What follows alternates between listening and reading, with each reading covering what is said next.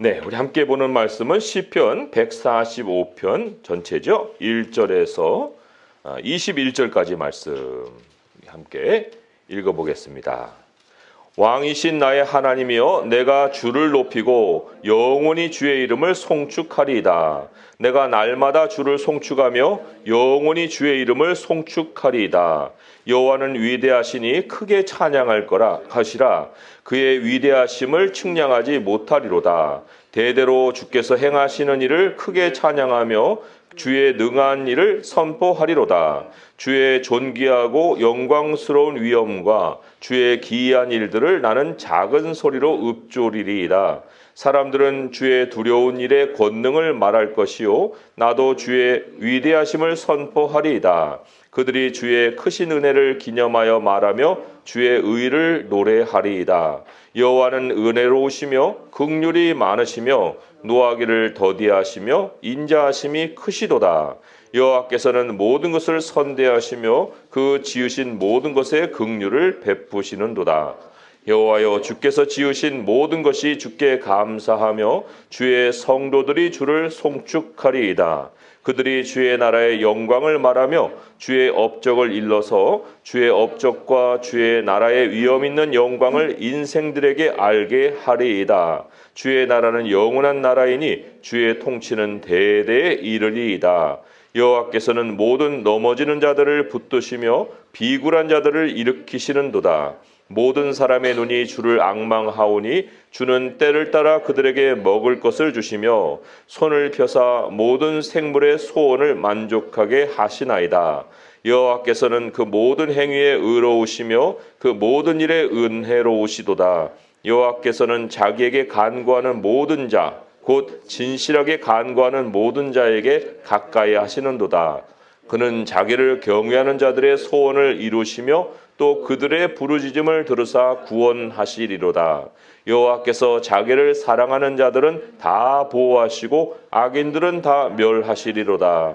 내 입이 여호와의 영예를 말하며 모든 육체가 그의 거룩하신 이름을 영원히 송축할지로다. 아멘. 네, 왕이신 나의 하나님이요, 이렇게 시편이 시작을 하고 있어요. 자, 왕이신 하나님에 대해서는 우리가 대단히 많이 생각을 했을 거예요. 여기 지금 쭉 읽어가면서 그 왕에 대한 묘사가 굉장히 많이 나오죠. 처음에 하나님이 세상을 다스리신다. 그런데 그 왕이신 하나님이 나의 하나님이라 라는 거에 지금 핵심이 있는 거예요. 왕이신 하나님이 나의 하나님이시다. 그 하나님이 바로 나와 관계하시는 나의 하나님이시다. 하나님은 나를 시야에서 놓치시는 일이 없으시다. 하나님은 각 사람에게 나의 하나님이 되고 싶어 하세요. 항상 인격적으로 우리와 교제하시면서 너가 나를 나의 하나님으로 부르길 원해 라고 하나님은 그런 마음으로 우리에게 늘 다가오신다는 거예요. 자, 그러면 시편의 이 다윗은 어떤 경험을 통해서 하나님을 나의 하나님으로 부를 수 있었을까? 참 궁금하잖아요?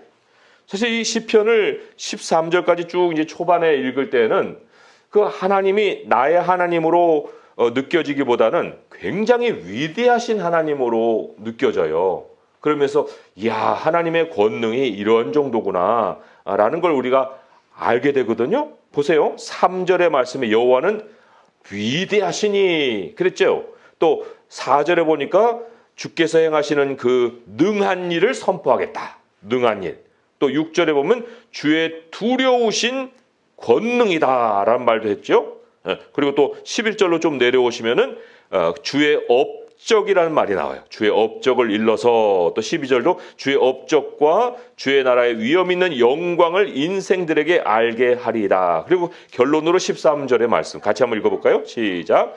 주의 나라는 영원한 나라이니 주의 통치는 대대에 이르리로다. 네. 그런데 다윗이 이렇게 하나님의 위대하심을, 권능을 찬양하는 이유가 있어요. 하나님의 통치하심을 받으면서 다윗이 가지고 있는 어떤 특별한 생각이 있는데 그걸 지워낼 수가 없기 때문에 지금 이 말을 계속해서 한 거예요.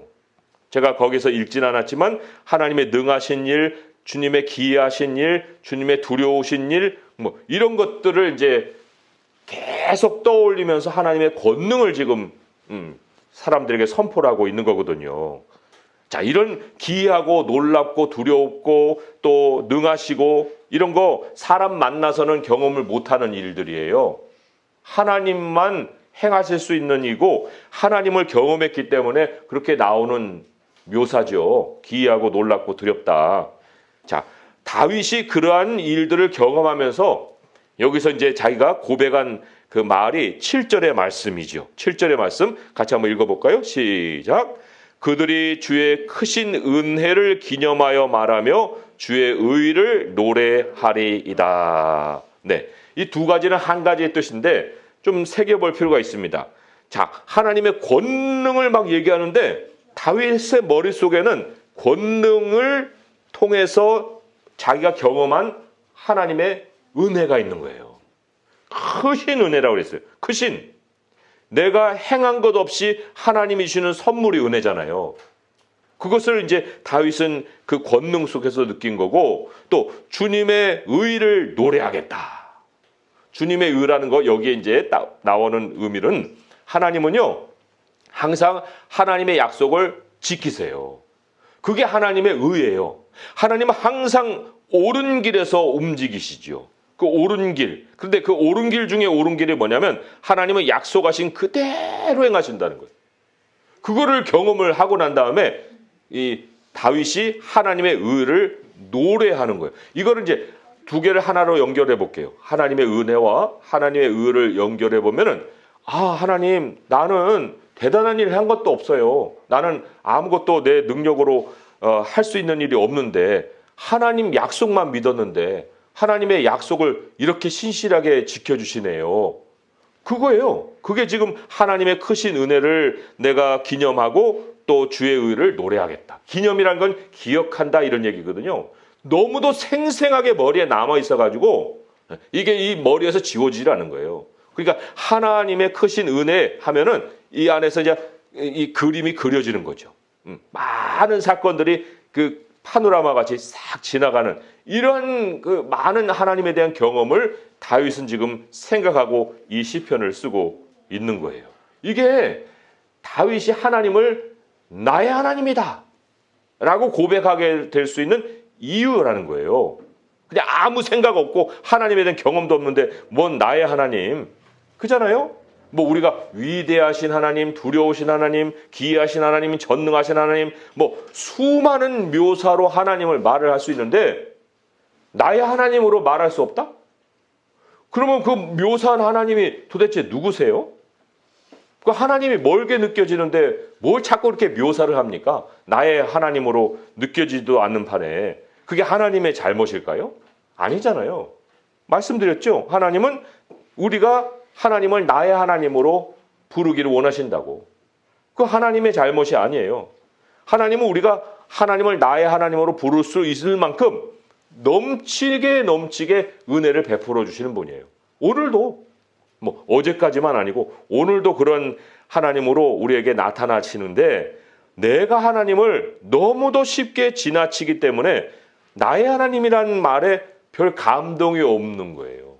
뭐 나라고는 뭐 나는 아니다 할 수 있고 다른 사람들 가운데 이제 그런 사람들이 많이 있다는 거지요. 그런데 하나님을 지나친다? 아니 오늘 말씀을 보면은 짐승도 하나님을 지나치지 않아요. 9절과 10절의 말씀을 같이 한번 읽어볼까요? 9절과 10절의 말씀 읽어보겠습니다. 시작. 여호와께서는 모든 것을 선대하시며 그 지으신 모든 것의 긍휼을 베푸시는도다. 여호와여 주께서 지으신 모든 것들이 주께 감사하며 주의 성도들이 주를 송축하리이다. 그러잖아요. 모든 것들이 주께 감사한다는 것은 사람 빼놓고 모든 만물 해도 지금 하나님의 영광을 선포하고 있고요. 동물들도 하나님께 감사드리고 있다는 거예요. 그런데 오직 사람은 여기 부류가 딱 정해져 있어요. 여기 보면 주의 성도들이 주를 선포하는도다. 그럼 왜 모든 사람들이 아니고 주의 성도들이라고 얘기할까요? 왜 주의 성도들이라는 말을 여기 특별해서 이렇게 나타냈을까요? 그것은 사람이 하나님을 나의 하나님으로 느끼지 못하는 이유와 연결되어 있는 거예요. 우리가 성도라고 생각하죠. 우리는 예수님을 믿는 성도예요. 그런데 성도임에도 불구하고 내가 나의 하나님을 나의 하나님으로 느끼지 못하는 그 이유는 다른 데 있지 않아요. 내가 성도로 살지 않기 때문에 그런 거예요. 성도라는 신분은 가지고 있으되 성도로 살지 않기 때문에 하나님 하면은 별로 감흥이 없는 그러한 모습을 가질 수가 있다. 여기 모든 사람이란 말이 나오긴 해요. 15절의 말씀 같이 한번 읽어볼까요? 15절 16절 시작. 모든 사람의 눈이 주를 앙망하오니 주는 때를 따라 그들에게 먹을 것을 주시며 손을 펴사 모든 생물의 소원을 만족하게 하시나이다. 맞아요. 아니 먹을 양식 떨어졌는데 하나님 안 부를 사람이 있어요? 배고프면 다 하나님 불러요. 하나님이 배고플 때 부르는 하나님이면 그건 성도가 아니에요. 성도는 배고플 때 찾는 그런 하나님을 배고플 때 찾는 사람들이 아니거든요. 그건 이제 모든 사람의 부류고 일반의 사람들의 부류고 성도로서 사는 사람은 특별한 게 있는 거예요. 그래서 하나님을 나의 하나님으로 부르는 건데 오늘 시편이 세 가지의 그 성도되는 모습 이거를 우리에게 가르치고 있어요. 이 모습을 가질 때 야 하나님이 나의 하나님이구나 라고 고백을 할 수가 있는 거죠. 자, 18절 말씀이 첫 번째 성도의 모습이에요. 18절 말씀을 읽어보겠습니다. 시작. 여호와께서는 자기에게 간구하는 모든 자, 곧 진실하게 간구하는 모든 자에게 가까이 하시는도다. 가까이 하시기 때문에 나의 하나님이 되는 건데 그냥 간구가 아니고 진실하게 간구하는 모든 자라고 얘기를 하고 있어요. 진실. 그 원어로는 in truth죠. 진리 안에서라고 하는 게 가장 맞는 번역이에요. 진실성. 이 진실성이라는 게 나에게서 나오는 게 아니에요. 진실성이라는 것은 하나님의 약속에서 나오는 거죠. 그러니까 진실하게 간구한다라고 하는 것은 하나님의 약속을 믿고 기도하는 사람을 지칭하는 말이에요. 아까 우리가 하나님의 의를 뭐라고 설명을 드렸어요? 자신의 약속에 신실하신 분, 자신의 약속을 반드시 이루시는 분, 그게 하나님의 의라고 그랬잖아요. 그렇다고 할 때 하나님의 말씀을 가지고 진실하게 하나님께 간구하는 사람과 하나님의 의는 만나게 돼 있습니다. 가까이 하나님을 경험하게 하신다는 거예요. 진실함, 하나님이 그 진실함을 땅에다 주셨거든요. 지금 말씀을 하늘에서만 선포하고 계십니까? 말씀이 지금 땅에 오셨잖아요. 예수님이 땅에 오셔서 땅에서 모든 것을 가르치시고 기록된 말씀을 남겨주셨잖아요. 그러니까 이 말씀이라는 건 멀리 있는 게 아니에요. 오늘 그 시편 145편인데 앞으로 한번 넘겨서 85편을 한번 볼까요? 85편 11절에서 13절 말씀 3절 같이 한번 읽어볼게요. 이게 만날 때 엄청난 일이 일어난다는 거예요. 우리의 신실함과 하나님의 신실함, 하나님의 진리를 붙드는 우리의 신실함과 하나님의 진리를 이행하시는 하나님의 신실하심이 딱 만났을 때 엄청난 역사가 일어나는 거예요. 자, 85편 11절에서 13절 말씀 읽어보겠습니다. 시작. 진리는 땅에서 솟아나고 의인은 하늘에서 굽어보도다. 여호와께서 좋은 것을 주시리니 우리 땅이 그 산물을 내리로다. 의가 주의 앞서가며 주의 길을 닦으리로다. 아멘. 하나님의 좋은 것. 이게 뭐가 만나서 그래요? 땅에서 솟아나는 진리와 하늘에서 굽어보시는 의가 만나는 거예요. 땅에서 솟아나는 진리는 우리가 하나님께 진실함을 갖고 간구하는 거예요. 그리고 의가 굽어본다는 것은 하나님의 신실하심을 우리를 응답하시는 걸 얘기하는 거예요. 그럴 때 좋은 것에 대한 체험이 있다. 좋은 것을 주신다. 땅이 산물을 낸다 그랬잖아요. 우리의 만져볼 수 있는 그 하나님의 경험, 하나님의 그 선물을 우리가 경험하게 된다는 거예요. 자, 그런데 왜 이게 많은 사람들에게 경험이 안 될까라고 할 때 하나님은 이 진실하게 간구하는 그 상황을 우리에게 어려움을 통해서 경험하게 하세요. 어려움을 통해서. 그래서 이 어려움이라는 것 때문에 사람들이 진실함까지 가지 못하고 그 어려움에서 이렇게 튀어나오는 그런 모습을 가지기 때문에 하나님이 정말 나의 하나님으로 머물지 못하고 그 다른 사람들의 간증은 많이 들어도 나는 하나님을 체험하지 못한 이런 일들이 생긴다는 거예요. 하나님이 반드시 그 진리에 대한 신실함을 갖기 위해서 우리로 하나님만 의지하게 하시는 그 시련을 겪게 하시거든요. 그게 아브라함의 믿음이에요. 이삭을 드려라. 얼마나 어려워요. 그러나 그 한 번의 경험을 통해서 하나님은 아브라함 여생에 형통을 주셨거든요.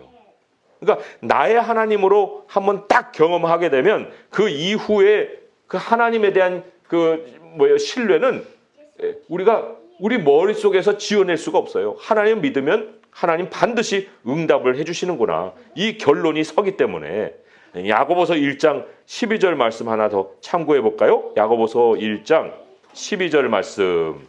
굉장히 중요한 말씀이에요. 이 시험, 두 가지 시험이 있는데 하나는 어려움의 시험이고 하나는 미혹의 시험이에요. 그러나 하나님은 미혹의 시험을 하지 않으시거든요. 그러나 어려움은 우리에게 허락을 하세요. 야고보서 371쪽에 있죠. 1장 12절의 말씀 같이 한번 읽어보겠습니다. 시작. 시험을 참는 자는 복이 있나니 이는 시련을 견디어낸 자가 주께서 자기를 사랑하는 자들에게 약속하신 생명의 면류관을 얻을 것이기 때문이라. 생명의 면류관은 궁극적으로 얻는 선물이고요. 그 이전에 경험할 수 있는 모든 선물은 다 경험하는 거예요. 약속하신 거라고 그랬잖아요. 그런데 누구에게요? 시련을 견디어내는 사람에게. 그래서 우리가 첫 번째로는 나의 하나님으로 경험할 수 있는 그 길은 진실함으로 하나님을 찾는 거에 있구나. 하나님의 약속의 말씀을 끝까지 붙드는 데에 있구나. 시련 속에 빠져 있을지라도 시련을 내 방식으로 해결하거나 도망치지 아니하고 하나님이 결론을 주실 때까지 그 시련 속에서 머무는 거. 이게 바로 하나님을 사랑하는 사람의 모습이요. 하나님을 나의 하나님이라 고백하는 결론을 맞이할 수 있는 길이다 하는 거예요. 자, 두 번째로 우리 성도의 표시라고 그랬죠. 그것이 19절의 말씀이에요. 19절의 말씀 또 읽어보겠습니다. 시작. 그는 자기를 경외하는 자들의 소원을 이루시며 또 그들의 부르짖음을 들으사 구원하시리로다. 첫 번째는 진실하게 간구하는 자, 두 번째로는 하나님을 경외하는 자. 이 말 그대로 경외라는 것은 하나님을 두려워한다 그런 뜻이에요. 하나님을 무서워한다 그런 뜻이에요. 하나님을 무서워하기 때문에 함부로 행동을 하지 않습니다. 하나님이 실로 무서운 분이시라는 걸 성경은 여러 군데에서 가르치죠. 아니 마지막 때 심판이 왜 있어요? 하나님이 무서운 분이기 때문에 그런 거예요. 히브리서 10장 31절 제가 찾아서 읽어드리면 살아계신 하나님의 손에 빠져 들어가는 것이 무서울진저. 무서운 거예요. 하나님의 손에 빠져 들어가는 거. 여기 하나님의 손에 빠져 들어간다는 말과 연결할 수 있는 그 말씀이 하나님은 각 사람이 행한 대로 갚으신다. 그렇게 말씀이 있어요. 각 사람이 행한 대로 갚으신다. 자, 지금 사람들은 마음대로 살고 있죠. 그런데 별일이 없네. 그냥 아무 결론도 없네. 그러나 그들이 마지막에 맞이하게 될 현실이 있어요. 누구예요? 하나님이에요. 나쁜 행위가 인생을 망치는 것 같아서 나쁜 행위를 피하고 이렇게 사는데 저 사람은 나쁜 행위를 겹겹이 해도 별로 그렇게 결과도 없고 잘 살기만 하네? 우리가 그런 생각을 하잖아요. 근데 나쁜 행위가 사람의 인생을 망치는 게 아니고요. 그렇게 나쁜 행위를 한 그 사람의 나쁜 행위를 갚으시는 하나님 때문에 인생이 망가지는 거예요. 갚으신 하나님이 계시는 거예요. 두려우신 하나님이 계신다는 거예요. 무서우신 하나님이 모든 사람의 행위를 지켜보고 계신다는 거죠. 그런데 하나님을 두려워하는 자에게는 하나님이 무엇을 이루어주세요? 소원을 이루어주신다고 그랬습니다. 그렇잖아요? 부르짖을 때 소원을 이루시고 구원하시리로다 하시잖아요. 하나님을 두려워하는 그 사람에게. 왜 그럴까요? 하나님을 두려워한다는 건요, 근본적으로 하나님을 존중한다는 거예요. 하나님을 존중하는 사람이 하나님을 무서워합니다. 그 사무엘상 2장 30절 말씀에 나를 존중히 여긴 자를 내가 존중히 여기고 나를 멸시하는 자를 내가 멸시하리라 말씀하시잖아요. 그러니까 아무리 엘리 제사장이라도 하나님을 멸시하면 그냥 하나님이 그 멸해버리시잖아요. 근데 하나님 두려운 줄 알고 하나님을 존중하는 사람에게는 하나님이 모든 좋은 것을 소원을 이루어주시고 그리고 구원을 해주신다. 그러니까 하나님을 찾아나갈 때 기도를 할 때에도 우리는 항상 한편에서는 나의 하나님, 친구와 같은 하나님이지만 그러나 함부로 대할 수 있는 하나님이 아니다라는 것을 늘 기억할 필요가 있죠. 자, 세 번째, 성도가 가져야 될 그 마땅한 모습. 오늘 이제 말씀 20절의 말씀이에요. 20절 말씀 읽어보겠습니다. 시작. 여호와께서 자기를 사랑하는 자들은 다 보호하시고 악인들은 다 멸하시리로다. 세 번째, 성도의 마땅한 모습, 하나님을 사랑하는 거예요. 모든 것에 첫 번째 자리에 하나님을 두는 거예요. 우리도 부모님하고 식사할 때 부모님 숟가락 먼저 드셔야 우리가 밥 먹잖아요. 그리고 부모님이 먼저 먹어라. 그러면 이제 먼저 먹는 거지만 부모님에게도 예의를 차리는 판에 하나님을 사랑한다는 사람이 하나님을 늘 뒷전해 준다? 악인들이 누굴까요? 여기 악인들에 대해서는 다 멸하리로다 그랬잖아요. 모든 것에 마지막에 하나님을 두는 거예요. 마지막에 하나님을 두는 정도면 좋을 텐데 그것도 아니고 하나님을 그냥 등 돌리고 하나님 잊어버리고 하나님과 상관없이 그냥 살아가는 이 모든 사람들, 그런 사람들이 악인들이에요. 우리가 그런 악인의 모습을 가져야 되겠습니까? 하나님은 자기를 사랑하는 자들을 보호하신다 그랬어요. 이 보호가 바로 나의 하나님을 경험하는 일을 행하시는 거예요. 자, 이 하나님을 사랑하는 자, 굉장한 약속이 여기에 기록이 되어 있습니다. 하나님을 사랑하는 자. 이게 표현이 별로 많이 안 나와요, 성경에. 그런데 하나님을 사랑하는 자라는 표현이 정확하게 나오고 거기에 따른 약속을 기록한 말씀이 있어요. 가장 유명한 말씀이라고 할 수 있는 로마서 8장 28절의 말씀이죠. 한번 읽어볼까요? 로마서 8장 28절의 말씀. 하나님을 사랑하는 자들에게 어떠한 약속이 주어져 있는가 확인해 보겠습니다. 신약성경 250쪽이죠. 로마서 8장 28절 말씀. 8장 28절 말씀 같이 읽어보겠습니다. 시작. 우리가 알거니와 하나님을 사랑하는 자, 곧 그의 뜻대로 부르심을 입은 자들에게는 모든 것이 합력하여 선을 이루느니라.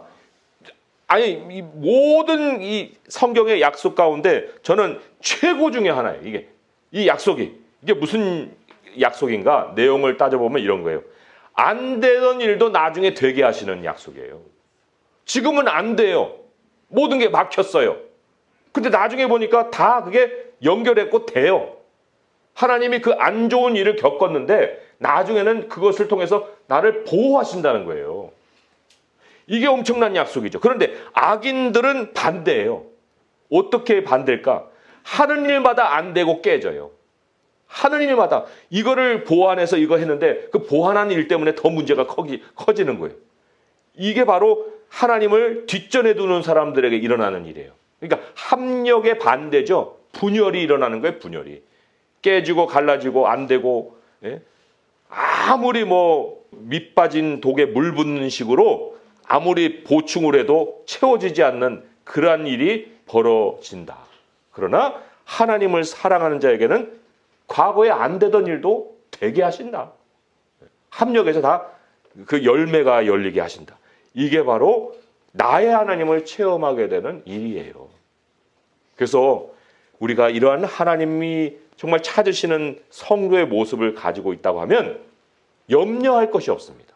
지금이 어렵다고 해서 그 시련 속에 내가 마음을 두고 늘 씨름하며 살 이유가 하나도 없는 거예요. 마지막 하나님은 다 합력해서 선을 이루시는 결과를 우리에게 안겨주십니다. 오늘 말씀을 맺으면서 하나님은 나의 하나님이 되길 바라시기 때문에 내가 하나님을 찾아나갈 때 나의 하나님, 나의 아버지, 나의 주요, 이런 정말 하나님과 이 가깝고 하나님이 정말 듣고 싶어 하시는 그 호칭으로 하나님을 불러드려야 돼요. 그냥 남들이 그냥 거창하게 부르는 그런 하나님의 그런 묘사가 아니고 나의 하나님, 나의 아버지, 그죠? 하나님을 그렇게 부를 수 있는 사람에게 하나님은 위대한 일을 행하신다는 거예요. 그래서 여기 앞에 이 13절까지 그 능력의 하나님, 권능의 하나님, 기이하고 위대하고 모든 업적을 이루신 하나님, 그 하나님을 그토록 송축한 다윗의 이유는 다른 데 있는 것이 아니라 자기에게 베푸신 크신 은혜와 하나님의 의를 노래할 수 있었기 때문이다. 우리의 모든 사람들은 기이한 인생 되고 싶고 위대한 인생 되고 싶고 은혜로운 인생 되고 싶죠? 네, 그러면 이제부터는 내가 성도로 살아가리라. 진리로 기도하고 하나님을 두려워하고 그리고는 하나님을 가장 우선에 두고 하나님을 사랑하리라. 이 세 가지 실천으로 우리 주님을 기쁘시게 하고 또 우리 성도들의 삶이 하나님의 위대하신 일로 가득가득 채워질 수 있기를 주님의 이름으로 축원드립니다. 기도하겠습니다. 하나님 아버지, 멀리 계시는 하나님이 아니시고 우리 안에 들어와 계시고 우리에게 늘 말씀으로 또 속삭이시는 하나님이십니다. 우리가 주님의 말씀을 들을 때 우리 하나님이 바로 나에게 해주시는 말씀이라 우리는 그렇게 받아들입니다. 아버지 하나님, 우리가 그동안에 성도로 살지 못했던 것이 있으면 아버지께서 용서하여 주옵소서. 우리가 주님을 다른 사람의 하나님으로, 멀리 계신 하나님으로, 나하고는 상관을 하지 아니하시는 하나님으로 생각한 것이 있으면 하나님 용서하여 주시옵소서. 하나님, 정말 어느 그 바람보다도 우리가 하나님을 나의 하나님으로 불러주시기를 원하시는 하나님이십니다. 그러하게 하나님, 우리가 정말 각 사람이 정말 하나님을 찾아 나갈 때 진실함으로 찾아 나갈 수 있도록 하여 주시고 아버지의 말씀을 놓치지 아니하고 그 말씀을 따라서 주님을 온전히 찾아갈 수 있게 인도하여 주시옵소서. 하나님 아버지, 그리할 때 주님의 응답이 우리에게 좋은 것을 채워 주실 줄 믿나이다. 아버지 하나님은 살아계신 하나님이시기 때문에 우리의 삶이 살아있는 것처럼 하나님은 더욱더욱 영원히 살아계시는 분으로 우리에게 찾아오실 줄 믿습니다. 아버지, 이 믿음을 우리가 놓치지 아니하고 날마다 주님께 찾아가서 묻고 또한 지혜를 배우고 아버지 인도하시는 그 삶을 온전히 살아가게 하시며 아버지 하나님을 정말 두려워하고 사랑하는 모습을 늘 우리 가운데 지켜갈 수 있게 하셔서 하나님 우리의 모든 삶이 주님의 업적으로 가득가득 찰 수 있게 도와주시옵소서. 이 모든 간구 우리 주 예수 그리스도의 이름으로 감사하며 기도합니다. 아멘.